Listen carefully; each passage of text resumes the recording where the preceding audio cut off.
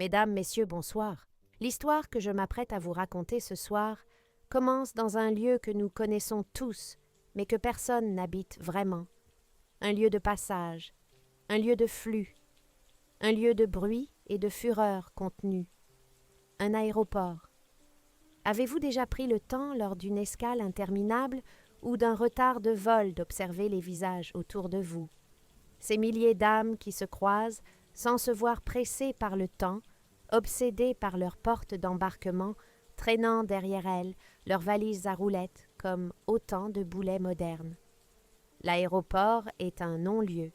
C'est une zone franche où l'on n'est plus tout à fait chez soi et pas encore ailleurs. C'est un endroit où l'on attend. Mais pour certaines personnes, l'attente ne dure pas quelques heures.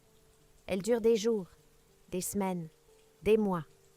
Ce soir, je vais vous emmener loin de la France, sur les rives du Bosphore à Istanbul. C'est là, au milieu du chassé-croisé de millions de voyageurs, qu'un drame d'une cruauté absolue s'est noué. Un drame familial, comme on n'ose pas en imaginer. Un drame qui pose cette question terrifiante: jusqu'où peut-on aller pour se débarrasser de ce qui nous encombre? Et quand je dis ce qui nous encombre, je ne parle pas d'un vieux meuble ou d'un vêtement usé. Je parle d'un être humain. Je parle d'une mère.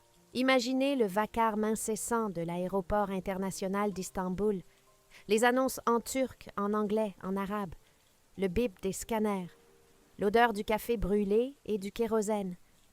Nous sommes en plein mois de juillet, la chaleur est étouffante, même à l'intérieur du terminal climatisé.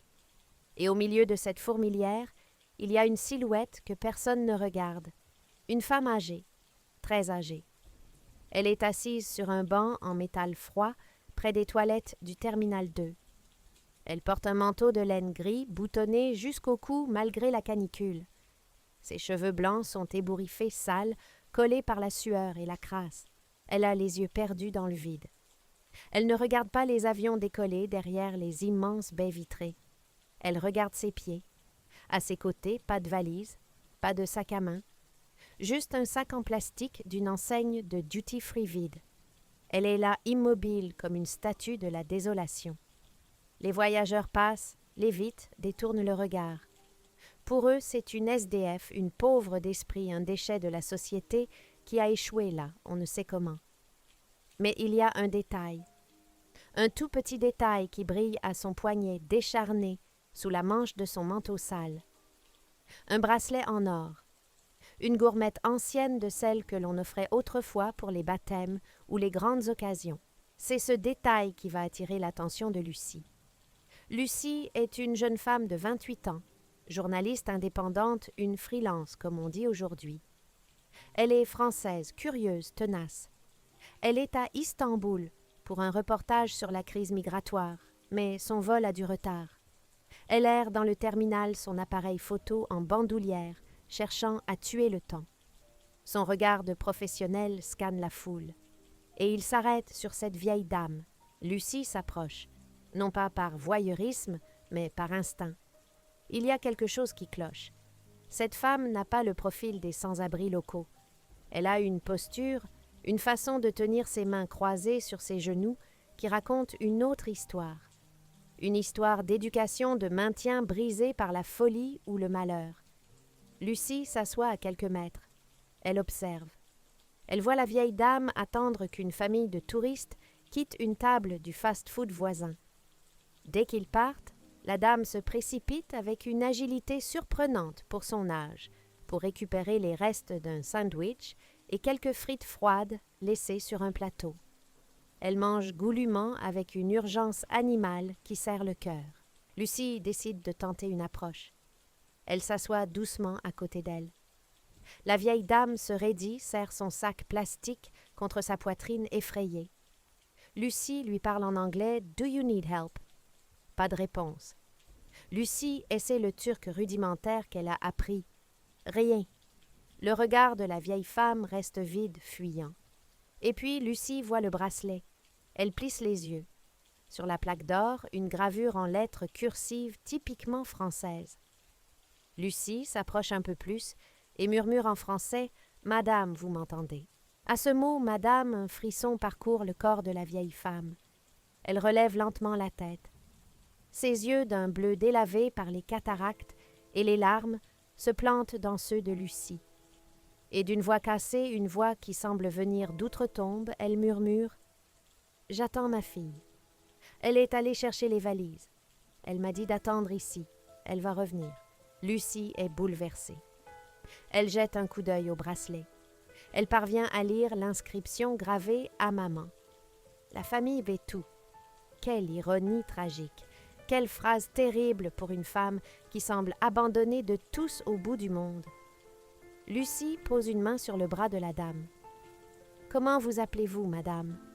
La vieille dame hésite, cherche dans sa mémoire embrumée. « Madeleine. Je m'appelle Madeleine. Je suis fatiguée, mademoiselle. Ça fait longtemps qu'elle est partie chercher les valises. » Lucie regarde autour d'elle. Elle interroge un agent d'entretien qui passe par là. L'homme soupire agacé. Il explique dans un anglais approximatif que la folle est là depuis 3 mois. 3 mois. Elle dort sur les bancs, elle se lave dans les toilettes des handicapés, elle mange les restes. La police a essayé de la faire partir, mais elle hurle dès qu'on la touche, elle s'accroche au banc en criant qu'elle doit attendre sa fille. Alors, par lassitude ou peut-être par une once de pitié, il la laisse là. Elle fait partie des murs. Lucie sent la colère monter en elle. Pas contre Madeleine, bien sûr, mais contre cette fille, qui laisse sa mère de 80 ans attendre 3 mois sur un banc à Istanbul. Lucie prend une photo. Juste une photo de la main de Madeleine avec le bracelet et une autre de son profil flouté pour préserver un peu de sa dignité. Elle poste le tout sur Facebook et Twitter avec ce message alerte.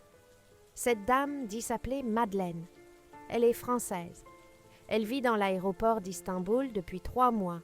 Elle attend sa fille. Partagée. Il faut retrouver sa famille. Ce que Lucie ne sait pas encore, c'est qu'elle vient de tirer le premier fil d'une pelote qui va révéler une noirceur abyssale. La puissance des réseaux sociaux est effrayante, mais parfois elle sert la vérité. En moins de 24 heures, la photo fait le tour de la toile francophone.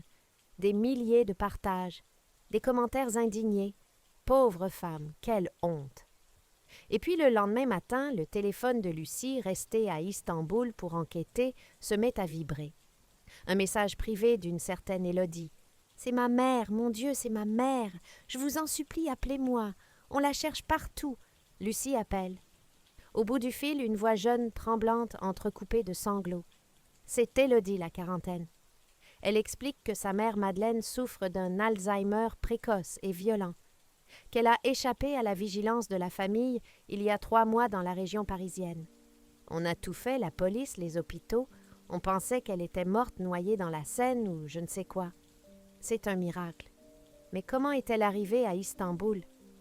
Elle n'a pas de passeport. Je l'ai gardée à la maison. C'est incompréhensible. L'histoire d'Élodie est touchante. Trop touchante, peut-être Lucie, avec son flair de journaliste, ressent une petite gêne. Mais elle la chasse. Après tout, la douleur d'une fille qui retrouve sa mère ne se juge pas.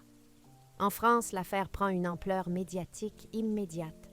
Les chaînes d'information en continu s'en emparent. Élodie est invitée sur les plateaux télé. Imaginez la scène. Élodie, une femme élégante, bien mise, le visage ravagé, par une tristesse photogénique, assise face à un présentateur compatissant. Elle pleure. Elle raconte le calvaire de l'incertitude. Elle décrit sa mère comme une sainte femme ancienne, institutrice qui a consacré sa vie aux autres.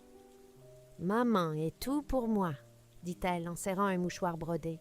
« Savoir qu'elle dort par terre, qu'elle a faim. C'est un cauchemar. J'ai besoin d'aide pour la rapatrier, pour payer les soins, l'avion médicalisé, et la France, généreuse, émotive, répond présent. Une cagnotte en ligne est ouverte. En quelques heures, des dizaines de milliers d'euros sont récoltés. Pour Madeleine. Les messages de soutien affluent. Élodie devient l'héroïne de la semaine, la fille courage. Mais à Istanbul, Lucie n'est pas devant sa télévision. Elle est toujours à l'aéroport, assise, non loin de Madeleine, qui continue de fixer le couloir des arrivées. Lucie réfléchit. Elle note des incohérences. Élodie affirme que sa mère n'a pas de passeport. Soit, mais comment prend-on un vol international au départ de Paris-Charles de Gaulle, l'un des aéroports les plus sécurisés au monde, sans passeport? Comment une vieille dame atteinte d'Alzheimer, confuse, désorientée, peut-elle passer les contrôles de sécurité, trouver la bonne porte, embarquer, passer la douane turque? C'est impossible. Matériellement impossible. Le doute, mes amis, est une petite bête qui gratte. Et quand Lucie commence à gratter, elle ne s'arrête plus. Elle décide de ne pas se contenter de la version officielle. Elle va voir la police de l'aéroport d'Istanbul. Elle leur montre sa carte de presse. Elle insiste. Elle veut voir les registres d'arrivée d'il y a 3 mois. C'est compliqué, c'est bureaucratique, mais Lucie est tenace. Elle finit par obtenir une information capitale. Madeleine est bien arrivée par un vol régulier d'Air France le 14 avril. Et elle n'était pas seule. Le registre indique qu'elle a passé la douane accompagnée par une autre ressortissante française. Le nom s'affiche sur l'écran du policier turc Élodie V, la fille. Le sang de Lucie ne fait qu'un tour. Élodie a menti. Elle n'a pas perdu sa mère. Elle était avec elle. Lucie sent son cœur battre la chamade. Elle appelle un contact qu'elle a à la police aux frontières en France. Elle a besoin de vérifier les images de vidéosurveillance de Charles de Gaulle. Les enregistrements sont conservés plusieurs mois dans les affaires de disparition inquiétantes. Et là, puisqu'il y a eu une plainte déposée par Élodie pour disparition, les archives sont accessibles. Ce que son contact lui décrit au téléphone, après avoir visionné les bandes du 14 avril, est une scène d'une froideur absolue. Une scène de crime sans sang, mais d'une violence inouïe. Sur les écrans granuleux du terminal 2E de Roissy, on voit Élodie. Elle ne pleure pas. Elle est efficace, pressée. Elle pousse un fauteuil roulant. Dans le fauteuil, Madeleine petite recroquevillée, serrant son sac à main. Élodie parle aux agents au sol, elle sourit, elle présente les passeports. Les 2 passeports. Elle aide sa mère à passer le portique de sécurité. Elles vont jusqu'à la porte d'embarquement. Elles montent dans l'avion ensemble. Mais c'est le retour qui est le plus accablant. Lucie demande à vérifier les vols retour. Élodie est revenue à Paris le jour même, 4 heures seulement après avoir atterri à Istanbul. Elle a fait l'aller-retour dans la journée. Elle est revenue seule, sans fauteuil roulant, sans Madeleine. Lucie est assise dans ce café de l'aéroport d'Istanbul, le téléphone à l'oreille, tétanisée par l'horreur de la découverte. Elle regarde Madeleine là-bas sur son banc. Cette femme n'est pas une fugueuse. Elle n'est pas une victime du hasard. Elle est un encombrant dont on s'est débarrassé. Comme on abandonne un chien sur une aire d'autoroute avant les vacances. Sauf qu'ici, l'aire d'autoroute est un aéroport international et le chien est la femme qui vous a donné la vie. Mais pourquoi? Pourquoi une telle mise en scène? Pourquoi ne pas l'avoir placée dans une maison de retraite? Lucie creuse encore. Elle fouille le passé d'Élodie via des sources en France. Élodie est endettée, surendettée. Elle vit au-dessus de ses moyens. La maison de retraite coûte cher. La pension de Madeleine est modeste. Pire encore, Lucie découvre que l'appartement de Madeleine, un petit 2 pièces à Paris, a été mis en vente en viager libre la semaine suivant la disparition. Pour vendre en viager libre, il faut que l'occupant ne soit plus là. Il faut que l'appartement soit vide. Élodie avait besoin que sa mère disparaisse, mais sans laisser de traces administratives de décès, pour continuer à toucher la pension et pour libérer l'appartement. Le plan était machiavélique. Déposer la mère dans un pays lointain où elle ne parle pas la langue, confisquer ses papiers une fois sur place et la laisser se perdre dans la mégalopole. Elle avait misé sur le fait que Madeleine mourrait ou disparaîtrait dans les rues d'Istanbul. Mais Madeleine n'a pas bougé. Elle a obéi. C'est là que réside le détail le plus déchirant de cette histoire. Lucie retourne voir la vieille dame. Elle s'assoit tout près d'elle. Elle lui prend doucement la main. « Madeleine, je sais que votre fille vous a emmenée ici. » Madeleine tremble. Elle plonge sa main dans la poche profonde de son vieux manteau. Elle en sort un morceau de papier froissé, plié en 4 grilles de crasse à force d'avoir été trituré. Elle le tend à Lucie comme on tend un trésor. Elle m'a laissé ça. Elle a dit que c'était la règle. Il faut suivre la règle. Lucie déplie le papier. C'est une feuille de bloc-notes d'hôtel. L'écriture est nerveuse, rapide. Celle d'Élodie. 3 phrases. 3 phrases qui devraient être gravées sur le front de cette fille indigne pour l'éternité. « Maman, assieds-toi sur ce banc. Je vais régler un problème de bagages. Ne bouge surtout pas d'ici. Si tu bouges, la police te mettra en prison. Attends-moi, je reviens. » La préméditation. L'abus de faiblesse. La cruauté mentale. Si tu bouges, la police te mettra en prison. Voilà pourquoi Madeleine est restée 3 mois sur ce banc. Elle n'était pas seulement perdue, elle était terrifiée. Elle obéissait à sa fille par amour et par peur. Elle attendait fidèle comme une enfant que sa bourreau revienne la chercher. La rage de Lucie se transforme en une détermination glaciale. Elle ne va pas se contenter d'écrire un article. Elle va tendre un piège médiatique pour une manipulatrice médiatique. Lucie contacte Élodie. Elle joue la comédie. Elle lui dit « Bonne nouvelle. J'ai réussi à obtenir des papiers provisoires pour votre mère grâce au consulat. Je la ramène moi-même à Paris demain. Venez nous chercher à l'aéroport Charles de Gaulle. Les caméras seront là, ce sera un moment magnifique pour vos donateurs. » Élodie panique au téléphone, on le sent. Elle bafouille. Elle essaie de dissuader Lucie. « Oh, c'est trop tôt. Je n'ai pas encore préparé la chambre. Peut-être devriez-vous la mettre à l'hôpital là-bas d'abord. » Mais Lucie est ferme. « Non, Élodie. » Elle rentre. La France entière attend ses retrouvailles. Vous ne pouvez pas décevoir les gens qui ont donné de l'argent, n'est-ce pas? Le piège se referme. Élodie ne peut pas refuser sans paraître suspecte. Elle est obligée de venir. Le vol-retour est un moment suspendu. Lucie a payé un billet en première classe pour Madeleine avec ses propres économies. Elle l'a aidée à se laver, lui a acheté des vêtements propres. Madeleine est silencieuse. Elle regarde les nuages par le hublot. À un moment, elle serre le bras de Lucie et demande « Elle sera là, Élodie sera là. Je ne l'ai pas fâchée en partant. » Lucie ravale ses larmes. « Oui, Madeleine, elle sera là. Et je vous promets qu'elle ne vous fera plus jamais de mal. » L'atterrissage à Roissy-Charles de Gaulle, le même aéroport d'où elles sont parties 3 mois plus tôt. Mais cette fois, le comité d'accueil est différent. Lucie a prévenu la police aux frontières. Elle a prévenu le procureur. Elle a transmis toutes les preuves, les vidéosurveillances, les relevés de vol et surtout la lettre manuscrite. Dans le hall des arrivées, les caméras de télévision sont là, convoquées par Élodie elle-même, qui tente de sauver la face et de jouer son rôle jusqu'au bout.